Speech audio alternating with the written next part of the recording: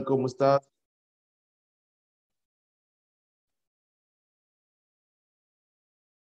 ¿Todo bien? ¿Todo good? ¿Todo good? ¿Todo good?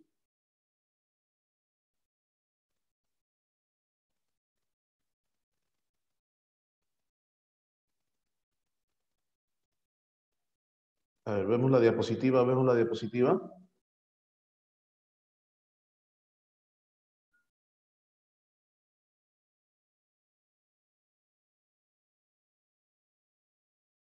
Aló, aló, aló.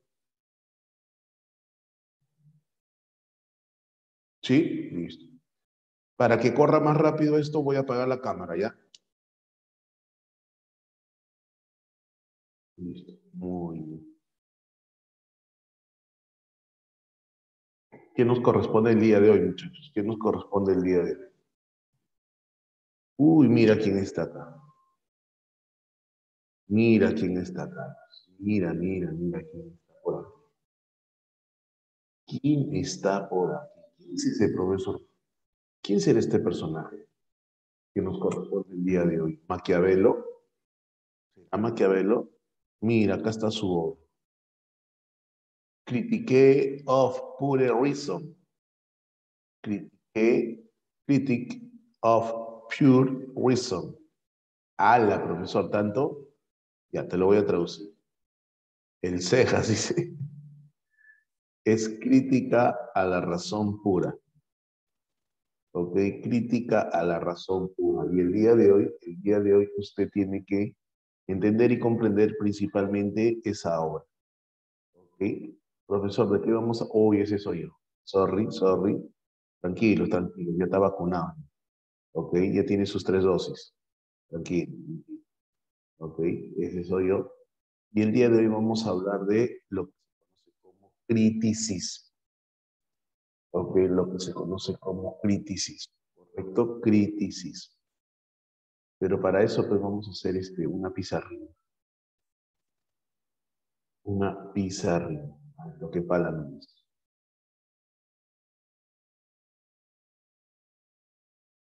A ver, profe.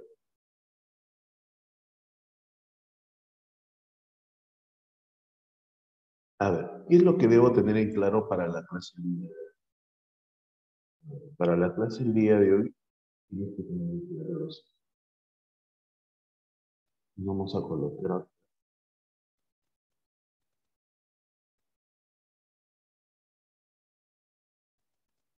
filosofía moderna.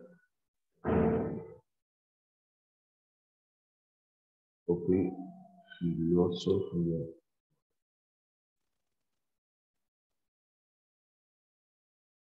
Correcto, filosofía. Recuerda que si hablamos de la filosofía moderna, si le quiero poner fecha, ok, está dentro de la edad moderna, obviamente, ¿cierto? Eso quiere decir que está entre el año 1453 después de Cristo y el año 1789 después de Cristo.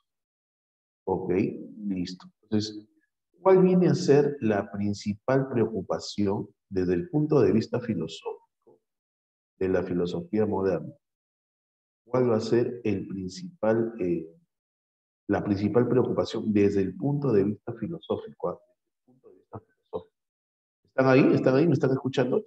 ¿Todo bien? ¿Se escucha bien? Sí, listo. La principal preocupación es el problema nociológico. Como tú eres lo máximo, tú eres lo máximo, ¿cierto? Porque tú estás en otro level, tú estás ya en level Saiyajin. Dime, ¿qué significa nociológico? Conocimiento. Eres un monstruo. No te digo que eres un monstruo, déjame aplaudirte. Eso es de mí para ti. Obviamente, muchachos, es el problema nociológico, ¿cierto? Es el problema nociológico. Chicos, ¿y cuál es la pregunta? O en todo caso, ¿cuáles podrían ser las preguntas que surgen en este periodo? Pueden ser, claro, Marcia, muy bien, ¿ok? Una de las preguntas es, se puede decir acerca de que es posible conocer, es posible el conocimiento absoluto, es conocimiento, el conocimiento absoluto, ¿cierto? Esa podría ser una pregunta. Otra pregunta es, ¿se puede llegar a conocer todo?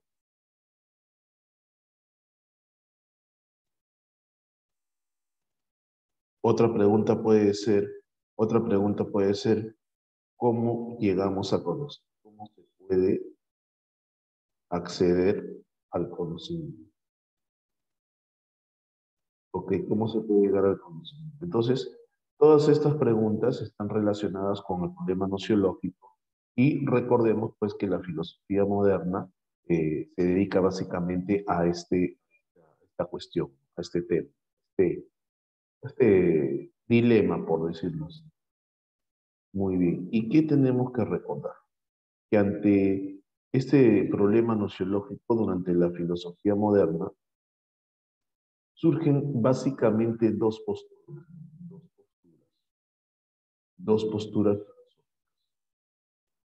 porque surgen dos posturas filosóficas.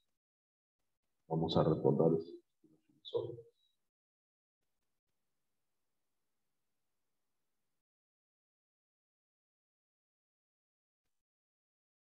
Vamos a recordar esas posturas. Así es, son unos monstruos, les digo, son lo máximo, mis muchachos son lo máximo.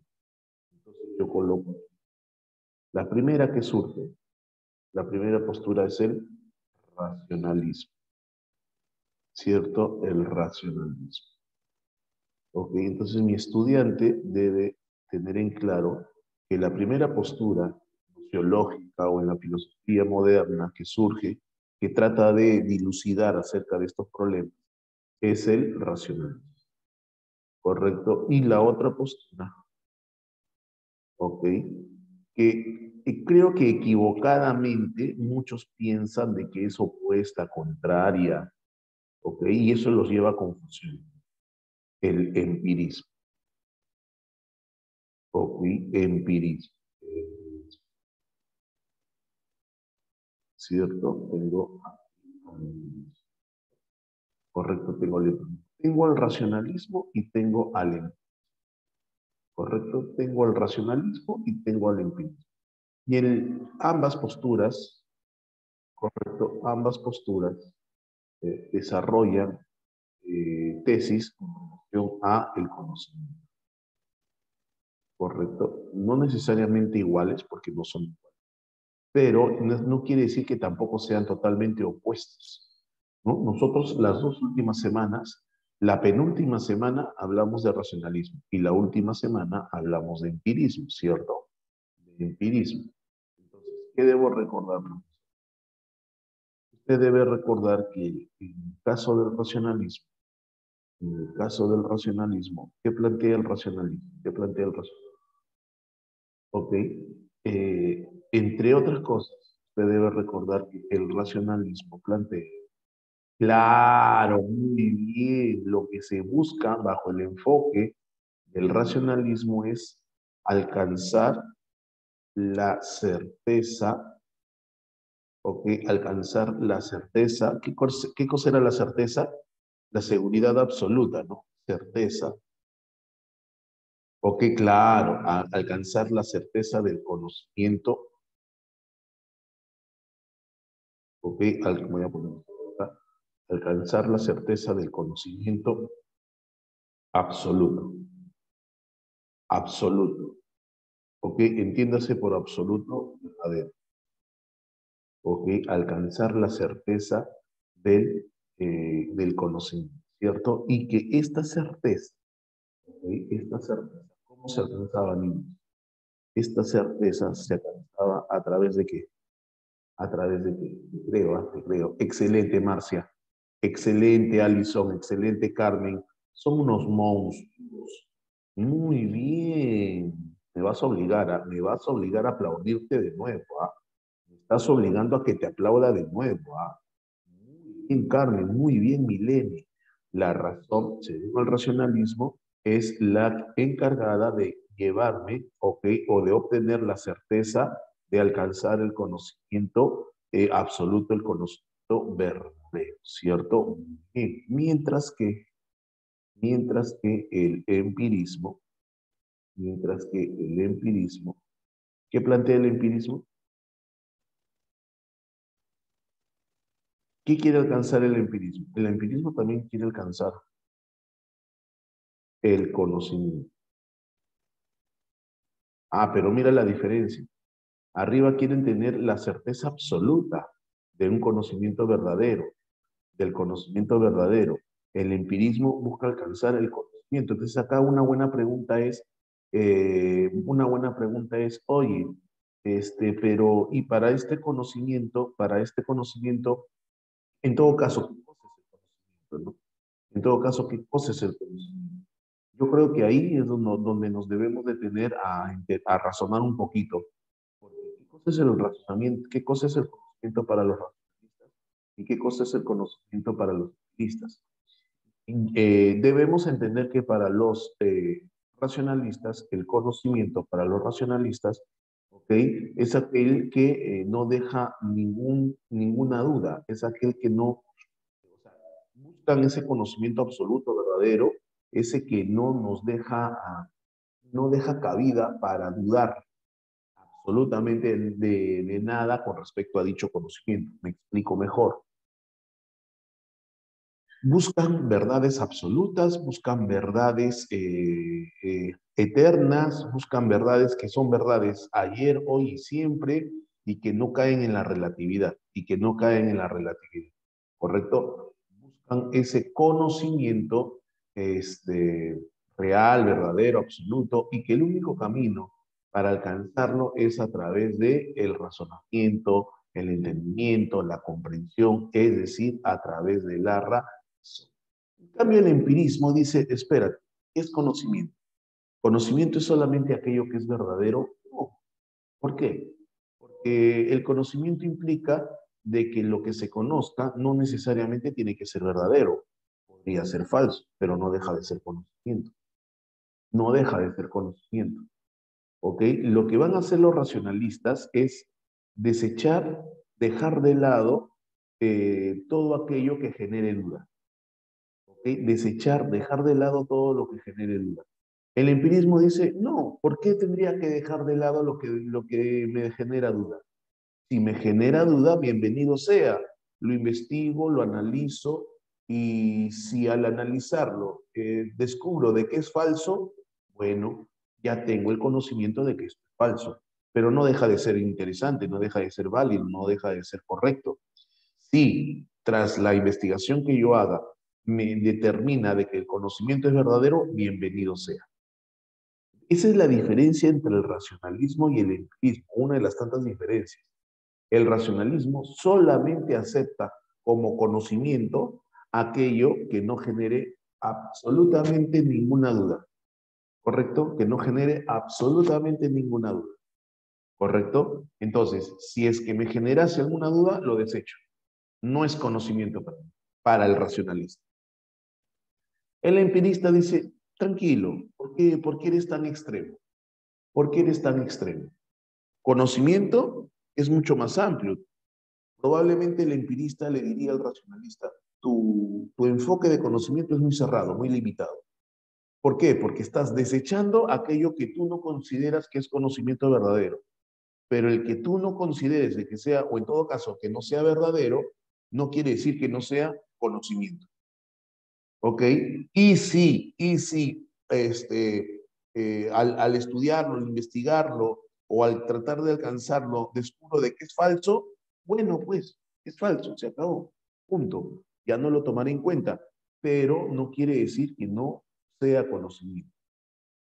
Y según los empiristas, para alcanzar este conocimiento es requisito indispensable, ¿qué cosa? Es requisito indispensable, ¿qué cosa? Partir de la experiencia. Partir, importante lo que estoy colocando, a partir de la experiencia. ¿Qué significa partir de la experiencia, niños? ¿Qué quiere decir partir de la experiencia? que el punto de partida, que el punto de partida necesariamente, indispensablemente, como bien dice Marcia, ok, es la experiencia. Pero pregunta, ¿solamente se recurre a la experiencia? No. Excelente, niños. Excelente. Eso es lo que tienen que tener en claro. Ok, no. ¿Cierto? O sea, el punto de partida necesariamente, tiene que ser, ¿qué cosa? La experiencia. Necesariamente tiene que ser la experiencia. Pero no quiere decir que se recurra solamente a la experiencia. No, no, no, no.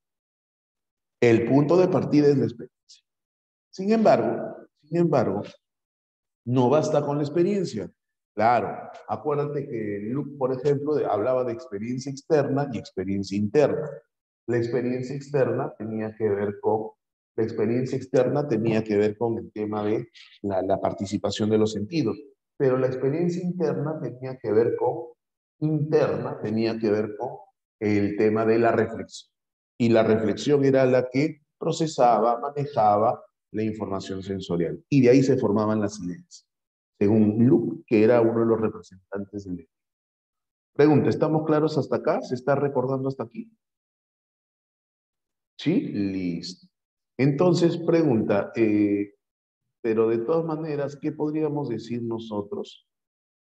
¿Qué podríamos decir nosotros de la relación que hay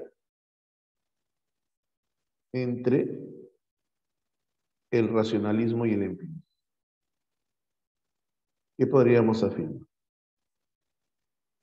Ok, que son posturas, a ver, no diametralmente opuestas, pero son posturas contrarias, ¿no? Son posturas contrarias. Posturas contrarias. Son posturas. ¿Correcto? Eso es lo que podríamos decir del empirismo, del racionalismo con el empirismo, o que son posturas contrarias con respecto al conocimiento. En todo caso, tienen conceptos distintos de lo que es el conocimiento. Hasta aquí, hasta aquí. Te tengo una pregunta. Acuérdate que tenemos que acostumbrarnos a las preguntas de eco. Ok, entonces siempre por ahí soltamos algunas preguntas que van a pensar, a reflexionar. Pregunta. Es que yo creo que la mayoría entiende que son opuestas. Yo sí, pero analizando, o sea, si haces un análisis mucho más profundo, no necesariamente son opuestas diametralmente, pues no son opuestas, no es que una anule a la otra, no es que una anule a la otra, porque en el análisis que hemos hecho nosotros, el análisis un poquito más profundo que hemos hecho, hemos descubierto que para los racionalistas, ok, el conocimiento o sea, el conocimiento que se adquiere a través de los sentidos es posible, sí es posible, pero ellos lo desechan, ellos lo dejan de lado, no lo toman en cuenta. ¿Por qué? Porque para ellos la información obtenida a través de los sentidos es ambigua, es errónea, te llevan a confusión.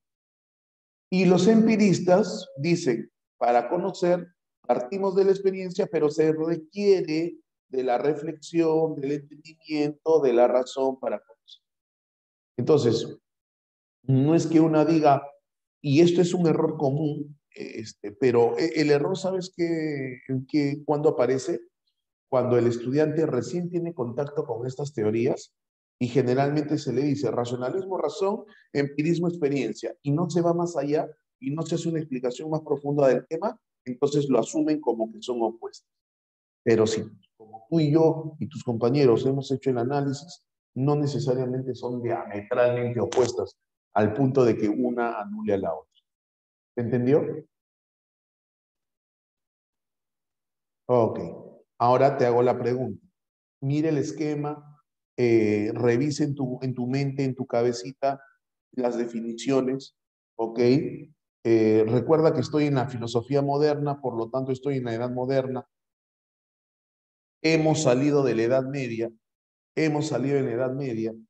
y como parámetro debo entender y comprender que en la Edad Media no se dio gran avance científico, tecnológico, en parte por la presión que ejerció la Iglesia Católica al no permitir el desarrollo de aquello que no esté acorde o que esté ligado o que esté relacionado a su planteamiento, ¿no? Es dogmático, basado en la fe. Ahora estoy en la Edad Moderna. Hemos salido de la Edad Media, hemos salido de la Edad Media, hemos hablado de un Guillermo de Ockham, hemos hablado de un humanismo, de un renacimiento, hemos hablado de un Galileo, de un Copérnico, ¿cierto? Y ahora aparece el racionalismo y el empirismo, ¿no? Y ahora aparece el racionalismo y el empirismo. La pregunta entonces es, en base a todo este preámbulo, es ¿cuál de las dos posturas, la racionalista o la empirista, cuál de las dos posturas es la que va a permitir el desarrollo de el desarrollo de la ciencia, el surgimiento y desarrollo, ¿no? Desarrollo y el despegue de la ciencia? Y dime por qué. ¿Quién se anima a abrir micrófono? Dime por qué. ¿Quién se anima a abrir micrófono? Dime por qué. Si quieres lo escribes también. Si quieres lo escribes también. Muy bien, Karime, buena respuesta. Milene, ambas han escrito empirismo. Muy bien, eso es cierto. Pero dígame por qué. ¿Se animan?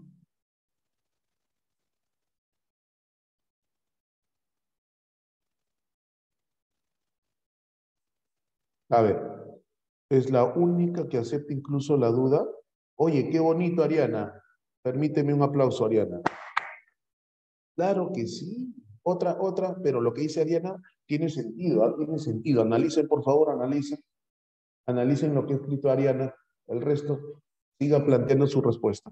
Y yo te tengo una pregunta a ti, Ariana, mientras tus compañeros están de repente animándose a responder. Yo te tengo otra pregunta, Ariana. ¿Por qué la duda? ¿Qué de importante tiene la duda para la ciencia? Es una pregunta para ti, Ariana. Si alguien se anima a responder eso también, que lo responda.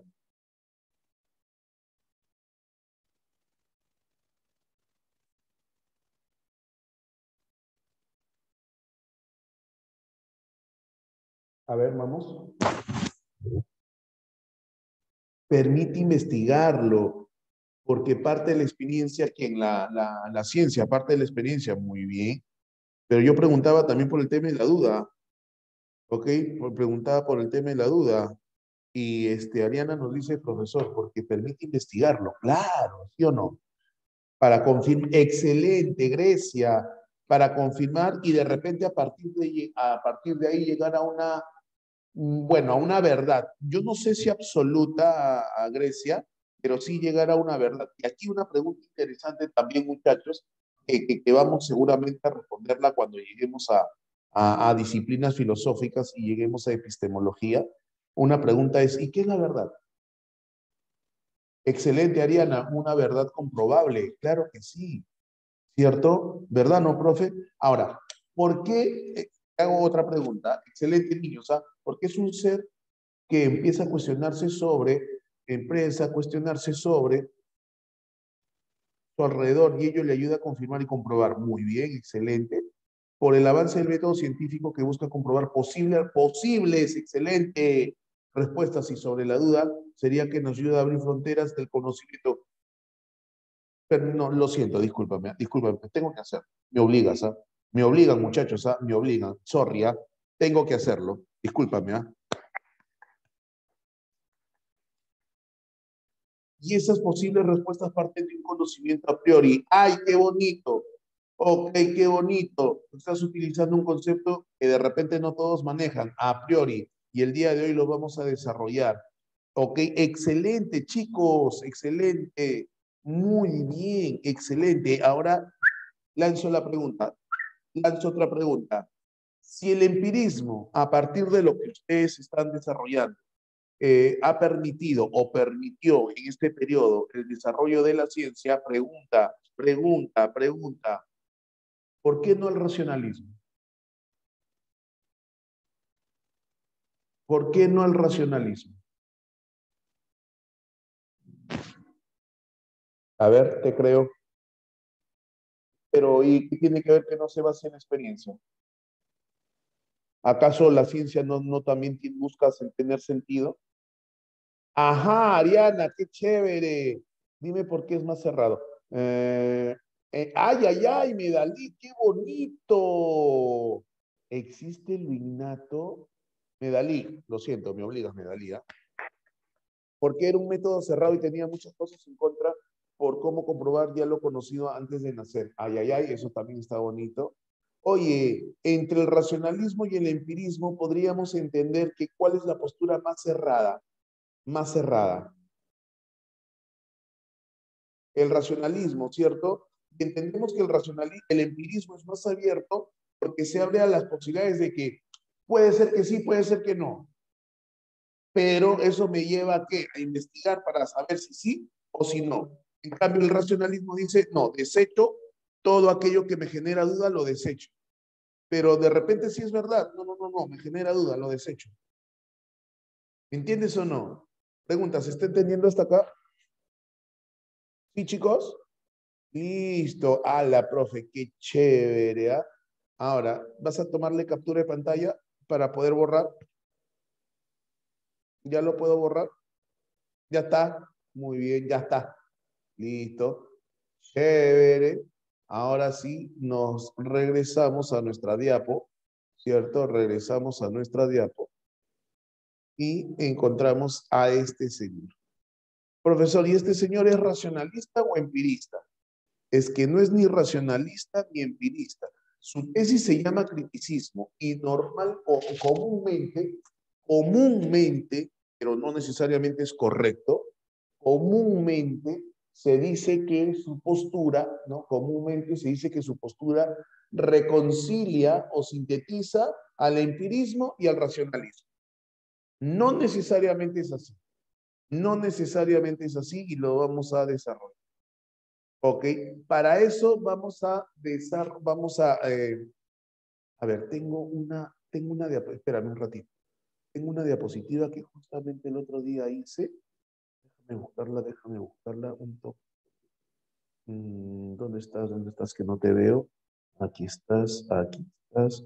Espérame un touch, espérame un touch. Aquí estás tú, aquí estás tú y aquí estás. Ajá, déjame copiarla, ¿ok? Y déjame anexarla a esta diapo. Ok, a esta diapo. Me voy a poner aquí y así. La maravilla de la tecnología. La maravilla de la tecnología. Ok, a ver, profe. Pinta, pinta, pinta.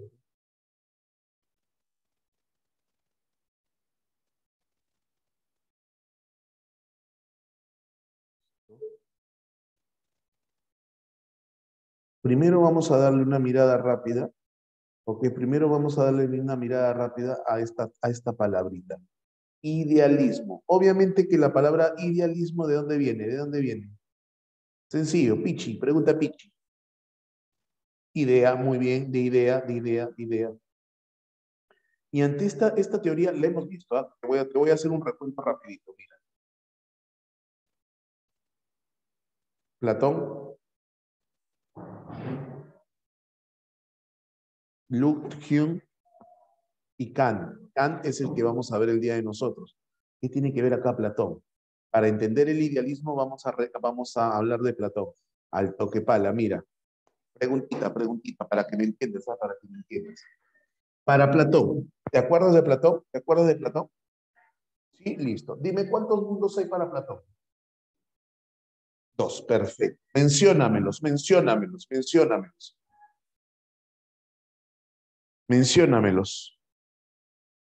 Pero, excelente, ese es lo correcto. El mundo inteligible y el mundo material o sensorial. Muy bien.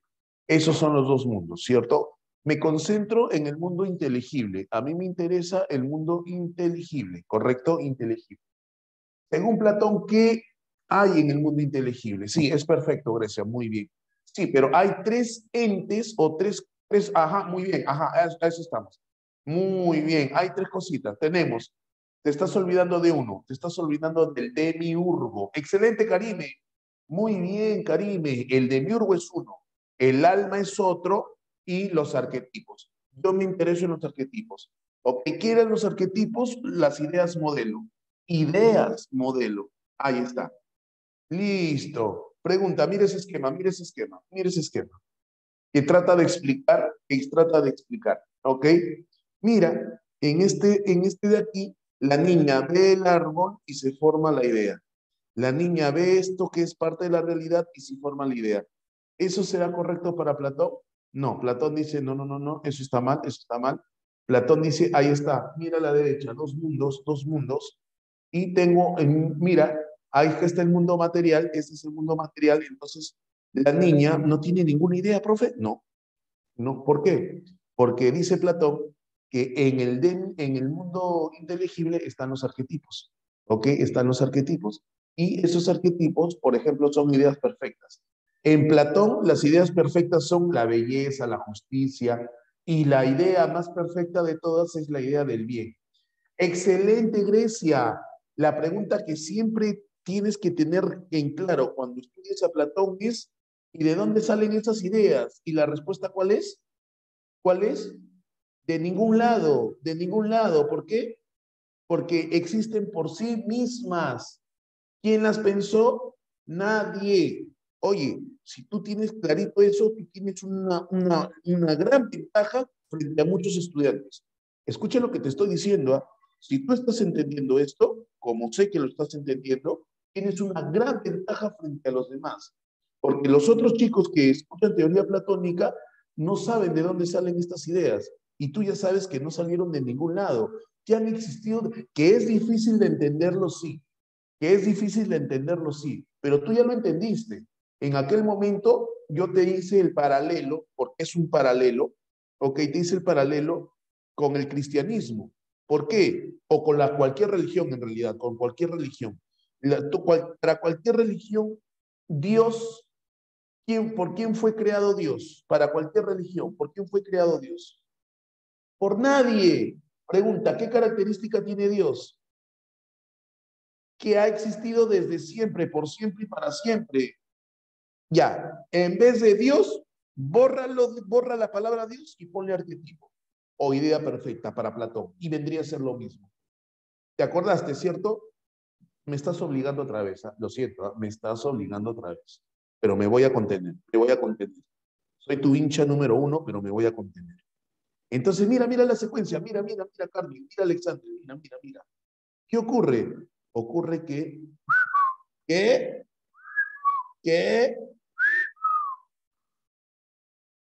te forma la idea de bonito. Te forma la idea, qué bonito. O sea, no importa la idea de árbol, no, árbol nos pusimos de acuerdo y le pusimos, porque si nosotros no fuéramos de habla española y si fuéramos de habla inglesa, en vez de árbol yo le pongo esto, pues, ¿no? Y nos entendemos o no, para la gente de habla inglesa. Claro, sí o no. Ha visto que somos bilingües también, otro level, estamos en otro level. Excelente, Marcia, excelente. Claro, pero la idea perfecta es belleza y entonces, Platón dice, ¿cuál de los dos? ¿Cuál de los dos? No, este es falso, no, no vale, este sí es el verdadero. Ajá, el mundo de las ideas, el verdadero idealismo. Ahora sí, regreso, vamos a hablar del idealismo. Pero el idealismo, estamos hablando de las ideas, ¿ok? Estamos hablando de las ideas, el idealismo tiene distintas posturas. La primera postura es el idealismo objetivo. ¿Y por qué idealismo objetivo? Ese es Platón. ¿Por qué idealismo objetivo? Es un idealismo también llamado ontológico. ¿Por qué? ¿Por qué? Porque la idea no nace de ti, porque la idea no viene de tu cabeza, ¿ok? Es objetivo porque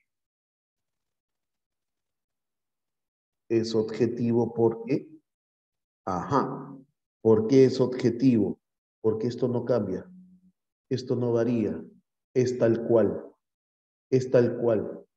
Porque esa idea ya existía y existía para qué? Para todos, por eso es objetivo. Para todos, o sea, no es que depende de mí, depende si para mí es bonito o no es bonito, no, es objetivo, ¿por qué? Porque tiene realidad propia y esa es una sola para todos, para todos. Ah, ya, profe. Ese es Platón. Y a eso también se le llama, o sea, al idealismo objetivo se le llama ontológico. Recuerda, la postura de Platón se conoce como idealismo objetivo. ¿Por qué? Porque me habla de ideas y que esas ideas, esa idea no depende de mi postura, sino que es tal cual, es una sola para todos. Por eso es objetivo. Pero también tenemos el idealismo subjetivo. Pregunta, ¿qué entiendes por subjetivo? ¿Qué entiendes por subjetivo? Excelente, Marcia. No, yo lo tengo que hacer. No, yo lo tengo que hacer. No, no, no, no. Me vas a disculpar, me vas a disculpar, me obligas, ¿ah? No, no, no. Lo siento. Claro, subjetivo porque la idea nace de ti. ¡Ey! La idea nace de ti. Ahora, tengo una pregunta. Si la postura de Platón es idealismo objetivo, ¿quiénes mantienen esa postura idealista objetiva? ¿Quiénes? ¿Los racionalistas o los empiristas? Que creo, ¿ah? Que creo. Obviamente, Milene, muy bien, los raci, o los racio, claro, muy bien. Oye, tengo la ligera impresión que en la clase solamente hay chicas. Tengo la ligera impresión de que solamente en la clase hay chicas. Es un ciclo femenino, es un matriarcado, o sea que el profe, ahí está mi tío Alexander, como, ahí está Frank, ¿qué pasa? Ahí está Sebastián, ahí está Jean-Pierre, ahí está, sino que están razonando, es que ellos son humildes, ¿sí o no, Josué? Son humildes, ¿sí o no? Obviamente, ese es mi gente, ese es mi género me acompaña. Muchachos, un aplauso para todos ustedes, excelente. Pregunta, entonces, la postura de Platón, que es una postura idealista objetiva, ok, es compartida por los racionalistas. Es compartida por los racionalistas. Pero, ¿qué significa subjetivo? Depende de ti, ¿cierto? Es decir, que esa idea no es una para todos. Esa idea es en función a lo que yo planteo.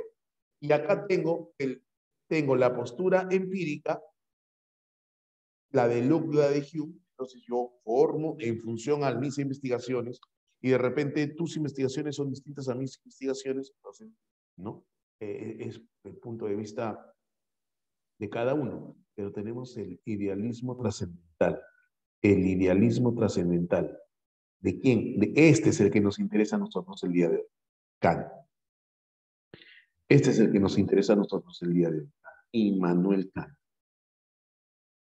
¿Y qué plantea, profesor? Idealismo trascendental. ¿Qué entiendo por idealismo trascendental, profesor? Veamos. Ah, no, esta ya está. La voy a pasar por alto, porque esa ya te expliqué. Listo.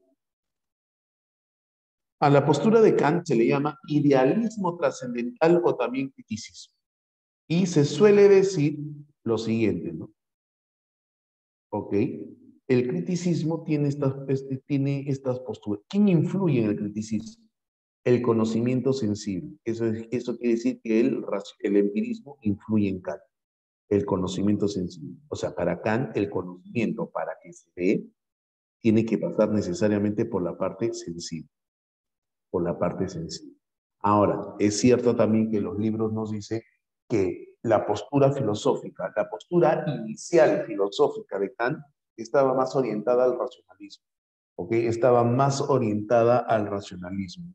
Pero al tener contacto con los libros de los empiristas, ¿ok? Con el libro de los empiristas, a ver, el racionalismo, ¿dónde tiene su mayor efecto? En París, en Francia, René Descartes. Pero también tenemos a Malebranche, tenemos a Spinoza, tenemos a Leibniz.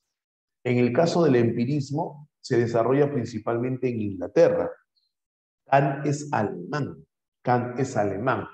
Pero entre la postura francesa, que es la del racionalismo, y la postura británica, que es la del empirismo, inicialmente él se sentía mucho más atraído por las teorías racionalistas. Pero al tener contacto con los libros empiristas de Luke, de Hume, ¿cierto? Empieza a entender y a comprender de que efectivamente para que el conocimiento se dé, se necesita de la información sensorial. Por eso dice ahí conocimiento sensible. Ahora, nosotros con el conocimiento sensible, ¿en qué consiste el conocimiento sensible? Participación de los sentidos. Pero el conocimiento racional, hay dos tipos de conocimiento racional, ¿no? El racional discursivo y el racional intuitivo. Cuando hablamos nosotros del conocimiento intuitivo, ¿a qué le llamamos intuición? ¿A qué le llamamos intuición? El conocimiento intuitivo es aquel conocimiento anticipado de algo. Es decir, yo no tengo la experiencia directa de algo, pero sé una especie de presentimiento, claro que sí. Una especie de presentimiento, sospecha, ese es el conocimiento intuitivo. Y el conocimiento discursivo es el conocimiento que se obtiene a partir de ¿qué? De la investigación, ¿ok? De la lectura, pero no experimentación, investigación. No experimentación, son dos cosas distintas. Investigar, leer, analizar, revisar. Ese es el discursivo. ¿Okay? El conocimiento que se obtiene a partir del análisis, de la lectura, de la investigación. Entonces, ¿cómo se conoce? Acá, agárrate Perú, porque ya nos metemos acá. Ya nos metemos acá. Y una primera pregunta es, ¿cómo se conoce? ¿No? ¿Cómo se conoce? ¿Cómo se conoce? Entonces, mi primera pregunta para ti es, ¿qué es lo que está en pantalla? ¿Qué es lo que está en pantalla? Excelente respuesta. Ahora, ¿cómo sabes que es un árbol? ¿Cómo sabes que es un árbol? Por su forma, porque tengo la idea de lo que es, por las características, ¿cierto? Oye, pero tú le has dado el nombre de árbol, ¿cierto? Tú le has dado el nombre de árbol. Entonces, a ver, ¿dónde está? Déjame buscar. Todo lo que tengo que hacer. Yo soy tu fan, por eso quiero que sepas, que la tengas clarita. Déjame buscar, déjame pensar, ¿dónde está? ¿Dónde está? ¿Dónde está? ¿Dónde está? ¿Dónde está? ¿Dónde está? Ya te encontré, pero acá está.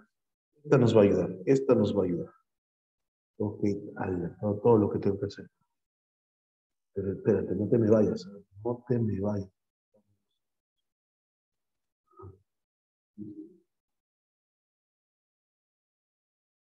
Ya está, ¿cierto? Entonces, hacemos aquí, diapositiva,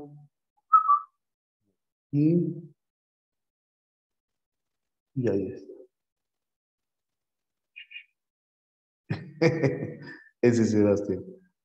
Listo, listo. Ok. Una preguntita, una preguntita. Una preguntita.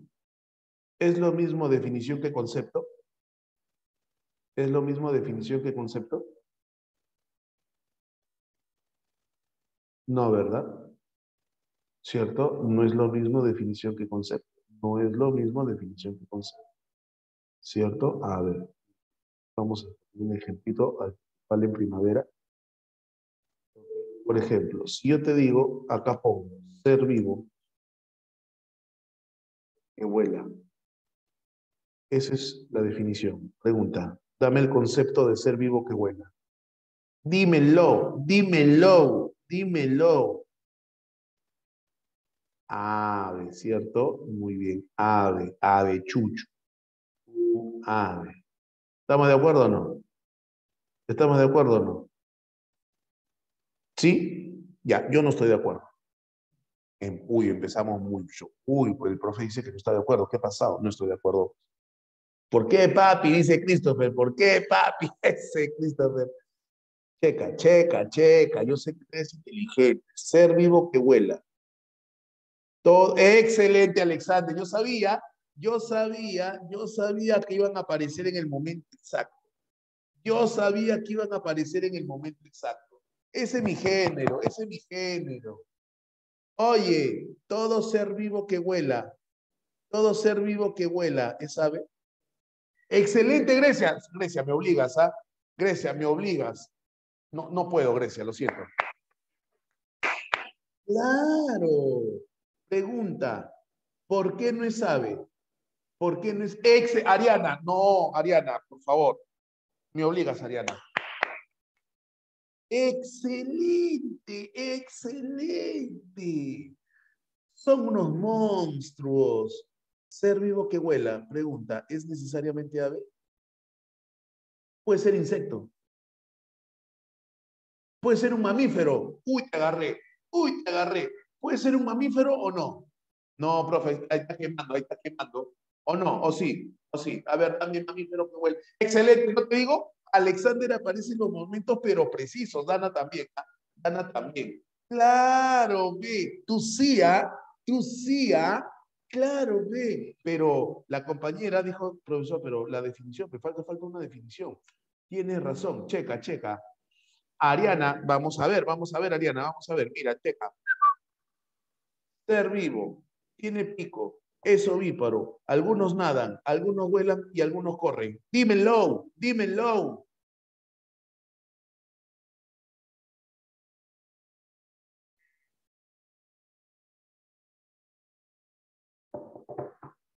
Ay, ay, ay, te estás tomando tu tiempo, ¿ah? Eso. ¿Cerrado, sí o no? ¿Cerrado, sí o no? ¿Qué es el pato? ¿Qué es el pingüino? ¿Cerrado, sí o no? Cerrado. Obviamente. Ahí sí no hay confusión, ¿sí o no? Porque la definición es exacta y precisa, ¿sí o no?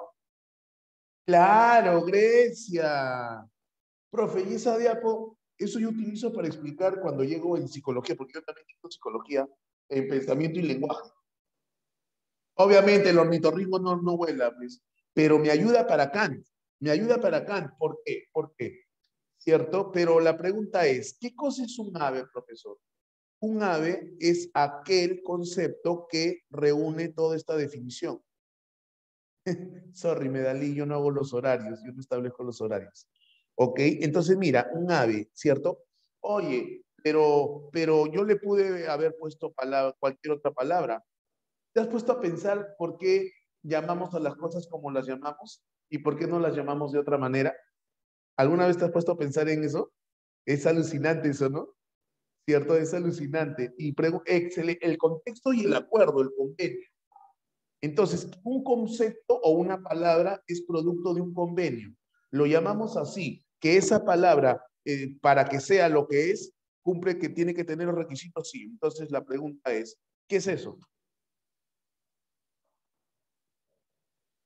Y tú me dices árbol. Efectivamente, sí es un árbol, pero pregunta, ¿qué es en realidad? El concepto árbol, muy bien. Entonces, ese es un concepto. La palabra árbol es un concepto, pero ¿esto qué es? Esto que está acá, ¿qué es? A la profe, ahora sí, ya estoy volando, profe, ahora sí. ¿Sabes qué cosa es? ¿Sabes qué cosa es? Agárrate, estás sentadito, ¿no? Estás sentadito, ¿no? Agárrate fuerte, agárrate fuerte. ¿Sabes qué es? Es algo. ¿What? Es algo. Algo que tú y yo nos hemos puesto de acuerdo y le decimos árbol. Definición de carácter. Sí, claro, muy bien, muy bien. Definición cita que me devuelve la cabeza. Pero es algo. Algo que es parte de quién o de qué. Excelente, Ariana, que puede ser percibido. Es algo que puede ser qué. Perdón, es algo que forma parte de qué o de qué. Excelente, Marcia. De la naturaleza milene, claro. ¿Y la naturaleza qué cosa es milene? Realidad de nuestro entorno, de la realidad. Que tú y yo le hemos dado el concepto árbol, que la gente en Norteamérica de habla inglesa le ha puesto el nombre tree, pero es algo. Entonces, Kant, ¿qué dice? ¿Qué queremos conocer? La realidad. En primer lugar, para conocer qué se necesita. Obis, ¿qué se necesita? Una persona, no, espérate un ratito, Marcia, espérate un ratito. ¿Necesitas a quién? A una persona, acá está usted, señorita, ¿ok? Y acá está quién, y acá está quién, acá está quién. Dímelo, dímelo, dímelo, dímelo. Este de acá, a la derecha, ¿quién es? ¿Qué cosa es esto? ¿Qué cosa es esto? El de la derecha, algo. Algo que viene de dónde, que forma parte de quién, algo que viene parte de quién, de quién, de quién. de la realidad. Entonces, ese algo es la realidad. Ese algo es la realidad. ¿Ok? Ese algo. Profe, árbol. No, no es árbol. Profe, sí, yo veo árbol. Es que no, es algo, algo.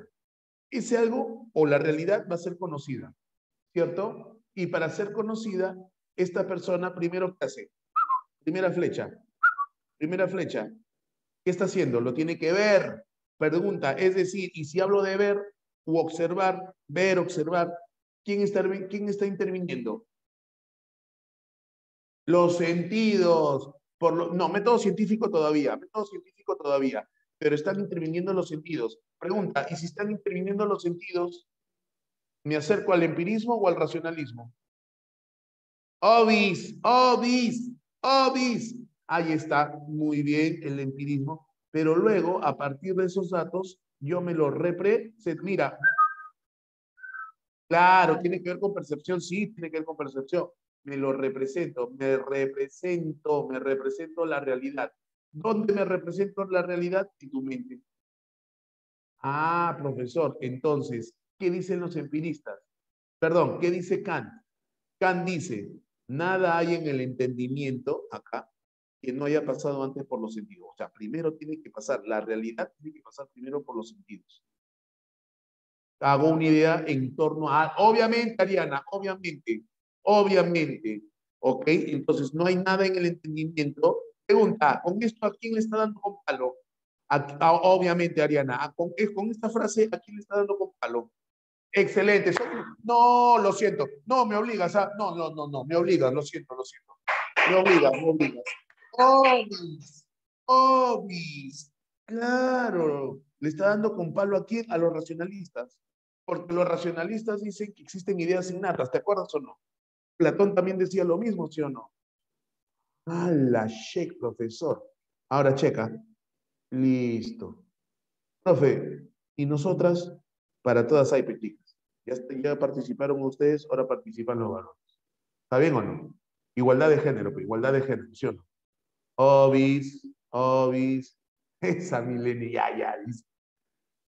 Ni uno menos, obviamente, Alexander, ni uno menos. Listo, ahora mira, ¿cómo se produce el conocimiento? ¿Cómo se produce el conocimiento? Ay, ay, ay. ¿Te acuerdas que las preguntas de la filosofía moderna?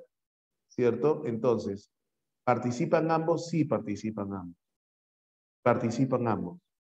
¿Ok? Y eso trae como consecuencia la teoría criticista.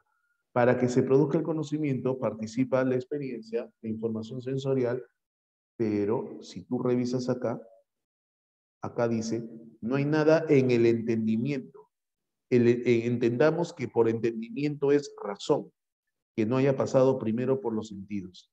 Ah, ya, entonces no es que le da con palo a los racionalistas porque los racionalistas no consideran o dejan de lado la información sensorial, ¿ok? Se acerca a los empiristas, pero no quiere decir que tampoco rechace la postura racionalista, no quiere decir que rechace la postura racionalista. Entonces Kant, ahí está de chivolo Kant, ahí está de chivolo. Ahí tenemos, mira, racionalismo, la mente que funciona, empirismo, los sentidos, la información sensorial, ¿cierto? Y ambos me traen como consecuencia el crecimiento. ¿Por qué esta imagen, profesor? Porque no es que sea una síntesis de los dos, porque Kant termina siendo una superación de ambos. La postura de Kant no es una síntesis, no es una suma del empirismo más racionalismo. No, es la supera. La postura criticista supera el racionalismo y supera el empirismo.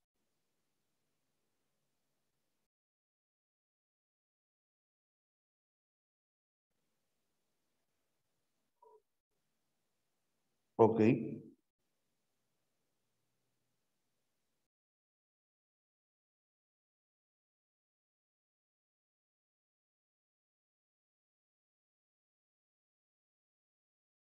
¿Me entendiste hasta acá?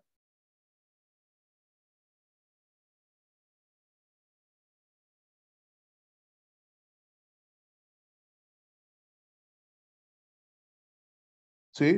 Ok.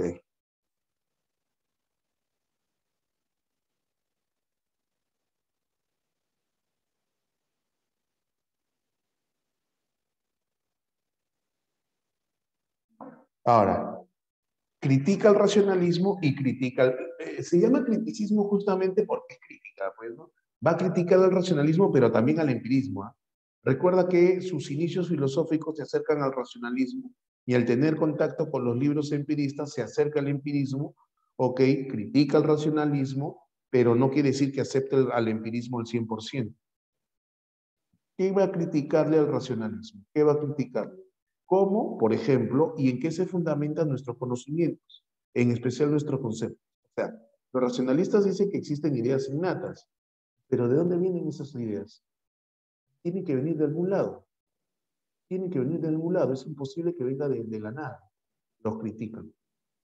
¿Y al empirismo qué le critican? ¿Te acuerdas que hablamos de la duda? ¿Te acuerdas que me dijeron que era importante el empirismo contribuye a la ciencia porque el tema es la duda y hay que investigarla?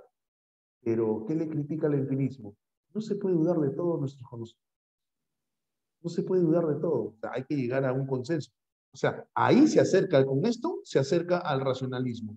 Porque si yo caigo en que, ¿verdad? ¿No? La duda es importante. Pero si yo dudo, sin llegar a algo, entonces caigo en un bucle, ¿no? En un bucle, en un ciclo de nunca acabar. Me tiene que llevar de todo. Esa duda me tiene que llevar a algún lado. Pero sí es verdad que todos nuestros conocimientos comienzan con la experiencia, no todos, y acá está lo interesante, esta parte, a ver, léelo, procésalo. ¿Qué entiendes por este de acá? ¿Qué entiendes? Pero si es verdad que todos nuestros conocimientos comienzan con la experiencia, no todos, sin embargo, proceden de ella. Te creo.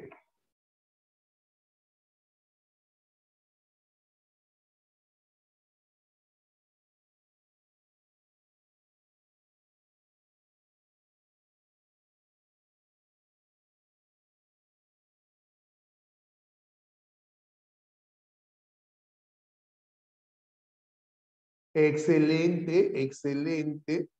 Ok, excelente. Ok, que no hay conocimientos que no parten de la que no tenemos la certeza de que todos los conocimientos. No, que no tenemos la certeza de eso, no, sino que estoy un poquito más de acuerdo con lo que escribe Emily, que hay conocimientos que no parten necesariamente. Conocimientos o en todo caso, hay un conocimiento, claro, hay conocimientos, ok, que no parten de la experiencia. A ver, vamos a explicar. Que también pueden ser a través de la realidad, no va por eso.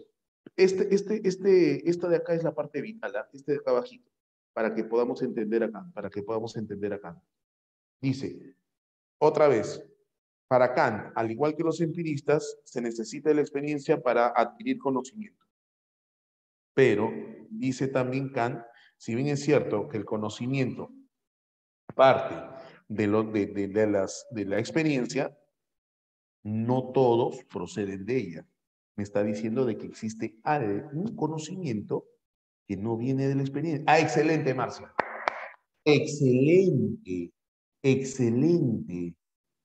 Profesor, entonces se está contradiciendo porque habla de ideas innatas.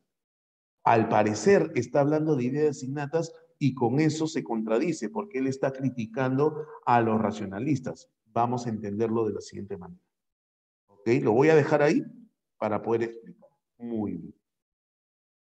Él escribe varios libros, ¿ya? Pero el libro que nos interesa esta mañana es el libro llamado Crítica a la razón pura. Crítica a la razón pura. Vamos a analizar Grecia, sí, como principio, o sea, como principio. Ahorita lo vamos a entender, Grecia, ahorita lo vamos a entender. Crítica a la razón pura. Crítica a la razón pura. Analizamos. La palabra crítica, ¿qué significa crítica? Pone en juicio, ¿ok? Critica, es decir, refuta, hace un análisis. La pregunta es ¿de quién? ¿De quién? ¿De quién? ¿De quién? De la razón. ¿A quién crees que está criticando? ¿A quién cree que está criticando? Al órgano del conocimiento, a la razón misma. Profe, al racionalismo. ¿Y por qué pura? ¿Por qué? Porque el racionalismo justamente dice que el conocimiento se da, el conocimiento verdadero y absoluto se da libre de toda contaminación sensorial. Entonces, razón pura, ¿a qué se refiere con razón pura? Al racionalismo.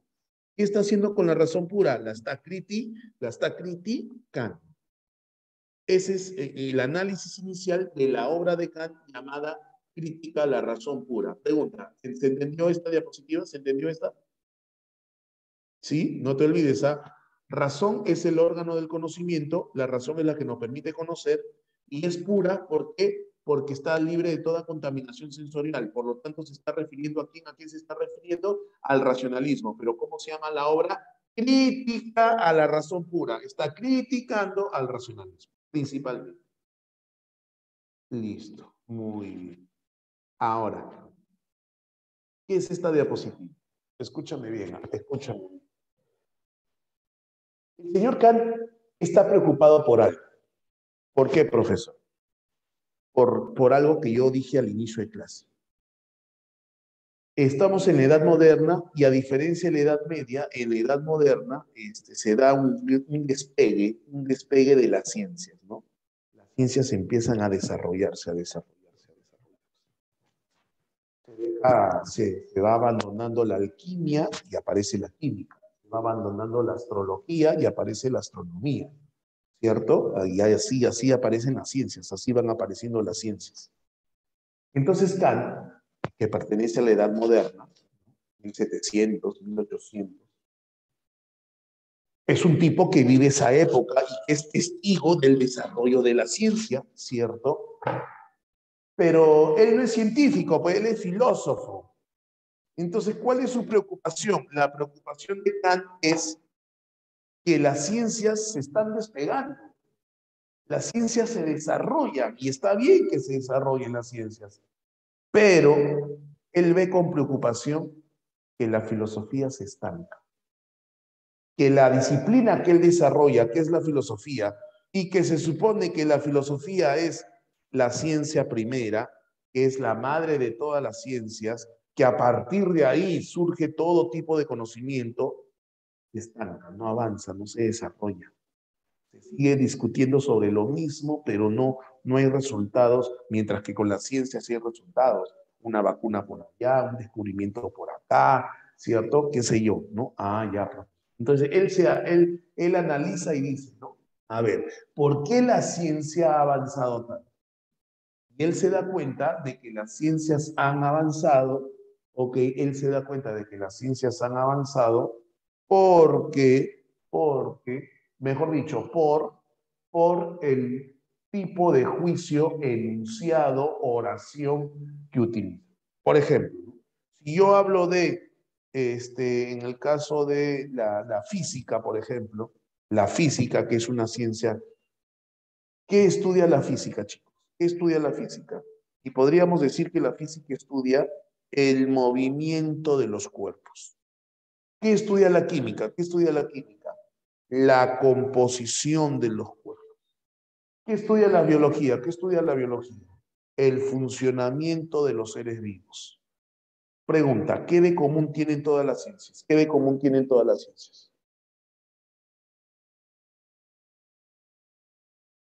Mm, no, porque por ejemplo, tenemos la sismología y no necesariamente tiene que ver con los seres vivos.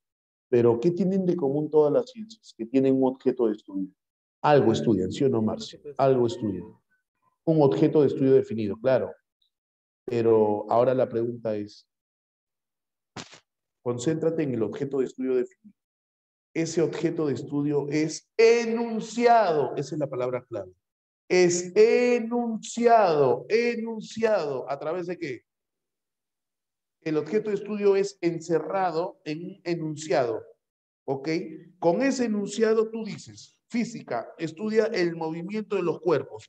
Por lo tanto, la física se interesa por los enlaces químicos. No. Pregunta, ¿qué se logra al tener un objeto de estudio? ¿Qué se logra al tener un objeto de estudio encerrado en un enunciado, en una definición? ¿Qué se logra?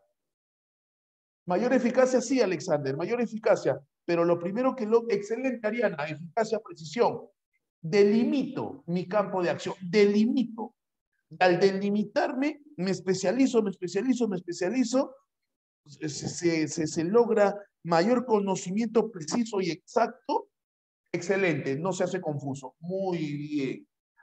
Ariana, me obligas, Ariana, me obligas. No, no, no, no, Ariana, me obligas, lo siento, ¿ah? Lo siento.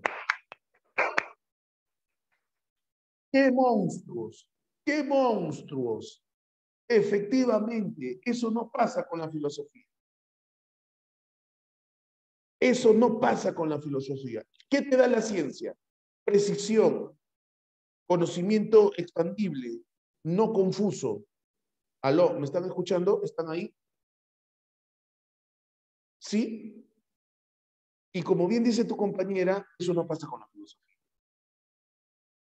La filosofía es confusa. Entonces Kant dice, pucha, ¿por qué? ¿Por qué la ciencia avanza? Y él dice, ah, ya, por el tipo de enunciado, por el tipo de, o sea, el enunciado lo puedo llamar juicio u oración. Entonces él hace una clasificación de los juicios. Él hace una clasificación de los juicios y dice, existen juicios analíticos y existen juicios sintéticos. Existen juicios analíticos y existen juicios sintéticos. Los juicios analíticos, ¿ok? Son aquellos juicios donde el predicado se encuentra inmerso del sujeto. Son aquellos donde el predicado, una oración, un juicio es una oración. Una oración, ¿cómo está constituida la oración? ¿Cómo está constituida la oración? Sujeto, verbo, predicado. ¿Cierto? Entonces, un juicio analítico es donde el predicado se encuentra inmerso en el sujeto. Inmerso en el sujeto. Y además no incrementa el conocimiento. Y además no incrementa el conocimiento. A ver, profe, ejemplo de juicio analítico, el triángulo tiene 3 lados. El triángulo tiene 3 lados.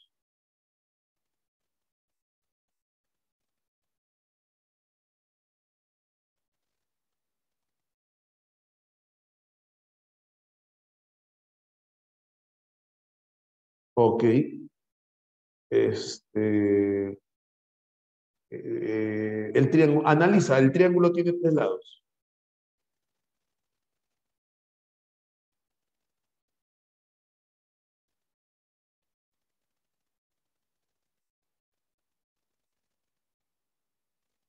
Pregunta, ¿qué ocurre cuando te digo que el triángulo tiene 3 lados? No, o sea, dime, el triángulo tiene 3 lados. El triángulo tiene 3 lados. Pregunta, ¿era necesario decir 3 lados? ¿Era necesario decir no? Entonces el predicado está inmerso en el sujeto. Si yo te digo triángulo, implícitamente te estoy diciendo que tiene 3 lados. ¿Sí o no? ¿Sí o no? Obis, obis. Profe, ¿y el sintético? Ajá. El juicio sintético, el predicado no se encuentra inmerso en el sujeto.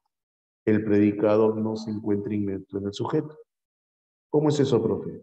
El triángulo es rectángulo. Si yo te digo a ti que el triángulo es rectángulo, háblame.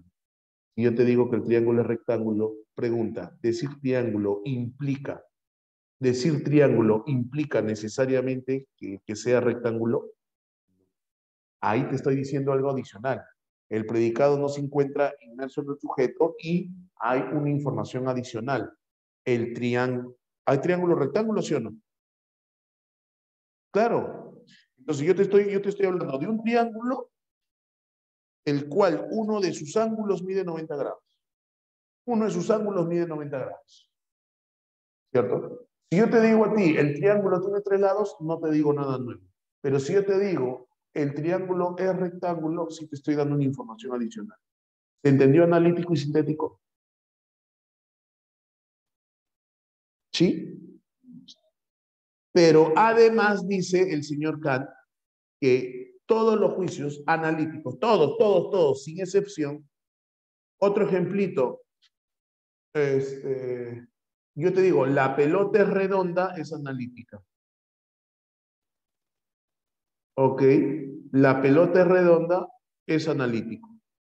Y si yo te digo, la pelota celeste, es sintético. Te estoy añadiendo una información adicional en el caso del sintético. ¿Me entiendes, Milene? Todos los analíticos, me dice Kant, todos los analíticos, me dice Kant. Ya, sí, sí, claro, sí, Marcia. Analítico general, sintético específico. Muy bien, Marcia, muy bien. Me estás obligando, Marcia. Me estás obligando, ¿ah? Me estás obligando, ¿ah?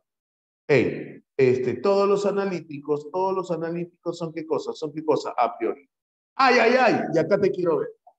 Dime qué sabes tú de a priori. Alguien dijo a priori hace rato. Dime tú, antes de excelente, muy bien, pero no te voy a aplaudir. No te voy a aplaudir. ¿Por qué, profe? ¿Por qué? Porque si bien es cierto, es correcto lo que dices, no necesariamente es exacto. ¿Qué? Es correcto lo que dices, pero no necesariamente es exacto. Ya que, profe, usted siempre me raya.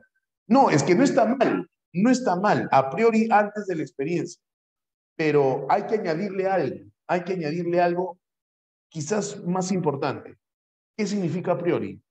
A priori es un conocimiento que es válido por sí mismo, que no necesita ser contrastado con la realidad para ser válido. No necesita ser contrastado con la realidad. Por eso se dice que es antes de la experiencia, porque no necesita ser contrastado. Pero hay que añadirle justamente que es válido, correcto por sí mismo. Esa, Marcia. No, Marcita, no, no. Escúchame. A priori, ¿qué significa a priori? Antes de la experiencia, sí, pero también significa que es un conocimiento, el a priori es un juicio que es válido, correcto por sí mismo. No necesita ser demostrado. En cambio, lo sintético, si yo te digo a ti, el triángulo tiene tres lados, necesita ser demostrado, necesita ser comprobado. El triángulo tiene tres lados. ¿Sí? No, no, no, no, no, oye, te voy a quitar mis aplausos, ¿ah? No, no necesita ser demostrado. El triángulo tiene, claro, Martín, ya se sabe, eso es a priori, es válido por sí mismo. ¿Ok? Hay sintéticos que son a priori. Hay sintéticos que son a priori, pero hay sintéticos que son a posteriori. Ahora sí, dime qué significa posteriori. Te creo, ¿ah? Te creo. Dime qué significa posteriori. Después de la experiencia, tienes la razón, pero no es del todo exacto. Tienes la razón, pero no es del todo exacto. Conocimiento que necesita qué? Que necesita qué, Marlene? Que necesita qué? Claro, para saber si es válido o no, necesita ser contrastado con la realidad. Excelente, Marcelo. Necesita ser contrastado con la realidad. Necesita ser contrastado con la realidad. ¿Ok?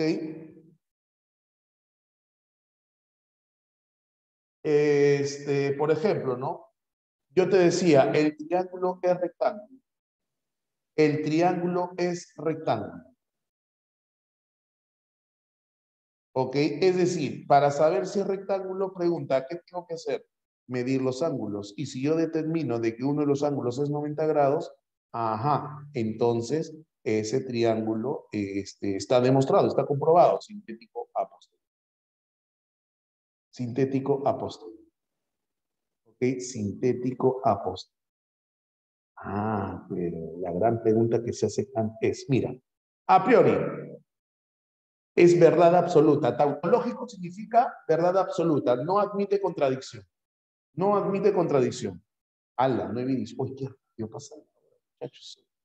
Es tautológico, verdad absoluta. Ok, es una verdad absoluta. No necesita ser contradicho. El triángulo tiene tres lados. No, no, no lo puede discutir. O sea, es verdad absoluta. ¿Dónde he escuchado eso de verdad absoluta? O sea, profesor, no admite discusión. No admite discusión. ¿Dónde he escuchado eso? ¿Dónde he escuchado eso? ¿Dónde he escuchado? Profesor, ¿no tiene que ver algo así como dogmas? Que no admiten contradicción. ¿Y si está mal, profesor? Mm. Entonces Kant dice, ¿verdad, no? Estos juicios son utilizados por la ciencia. Si al contrario, la ciencia indica, la ciencia somete a prueba, o sea, la ciencia se basa en tautologías, en verdades absolutas, la ciencia, no, Nel Pastel, muy bien, Nelson. ¿En el pastel? No. Ajá. Entonces, la ciencia ha avanzado porque hace uso de los juicios analíticos a priori, no dice Kant. Sintéticos a priori.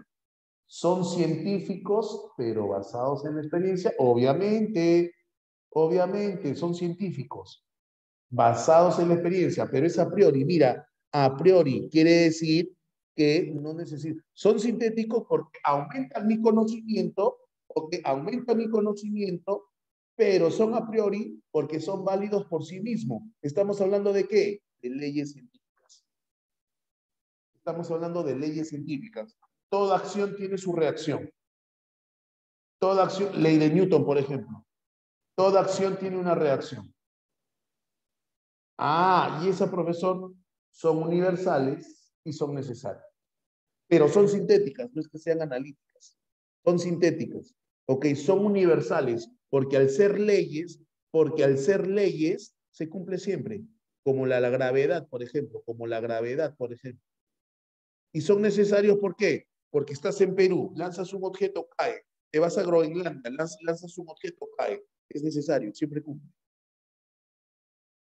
Ah, subsa. Profesor, ¿y los a posteriori? Ah, estos pueden admitir contradicción, son particulares, pero si son sintéticos a posteriori y admiten contradicción, entonces puede ser que sí, puede ser que no.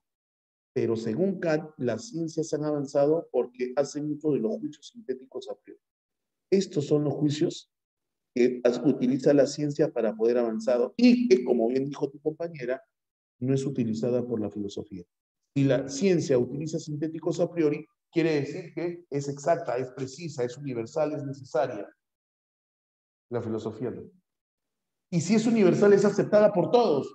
O sea, viene un científico a ti y a mí y nos demuestra un principio científico en física, en química, qué sé yo, y lo hace de manera racional, de manera comprobada, entonces tú dices, ¿verdad, no? Eso siempre cumple. O sea, no hay manera de dudarlo, ¿cierto? Pero la filosofía no. Pero viene un filósofo y me dice, no existe la realidad. Viene otro y me dice, sí existe la realidad. Y uno me habla y me parece convencer de que sí, el otro, ¿a quién le creo? ¿Qué sustento tiene? Eso es lo que ocurre y dice Kant. La preocupación de Kant es, ¿por qué avanzan las ciencias? Porque hacen uso de los juicios sintéticos. Ahora sí, agárrate, Perú. Creo que tenemos el tiempo exacto y preciso para desarrollar lo que suele venir en examen de admisión. En realidad, Kant ha venido en examen de admisión, pero no solamente este tema, y espero que cuando lleguemos a ética, hablemos en extenso nuevamente de Kant, pero en su otro libro que se llama Crítica a la razón práctica. Crítica a la razón práctica. El día de hoy nos estamos concentrando en crítica a la razón. ¿Alguna pregunta hasta acá?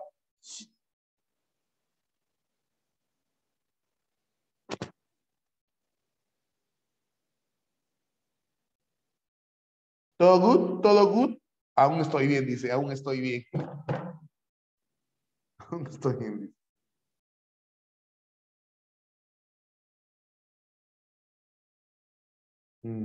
Agárrate, Perú. Crítica a la razón pura. La clase pasada sí me lo quiere, dice. Crítica a la razón. Oye, pero yo no sé por qué filosofía la gente lo bloquea. No sé, no sé. A mí, ¿sabes qué me gustaría llevar? Física, química, para conocer los principios. Sí, pues, filosofía es bonito, sí es bonito. Sí es bonito. Ah, Alexander, sí, no sé. Bueno, sigamos. Otro día filosofamos. Sí, pues sí, Marcia. Crítica a la razón pura, ya te expliqué en qué consiste esto, aborda el problema del conocimiento. Ese libro, Crítica a la razón pura, se divide en tres partes. Checa. Se divide en tres partes. La primera parte se llama Estética Trascendental. La segunda parte se llama analítica trascendental y la última se llama dialéctica trascendental. Ese es el orden que tienes que seguir. ¿Ah? Acá sí hay un orden específico. Estética trascendental, analítica trascendental y estética trascendental. ¿Por qué estética? ¿Por qué analítica? ¿Por qué dialéctica? Y por qué trascendental también. Pero las tres responden al problema del conocimiento. Las tres, la secuencia de las tres, 1, 2, 3, pretenden responder al problema del conocimiento. ¿Qué problema, profesor? Que se puede conocer o cómo se conoce.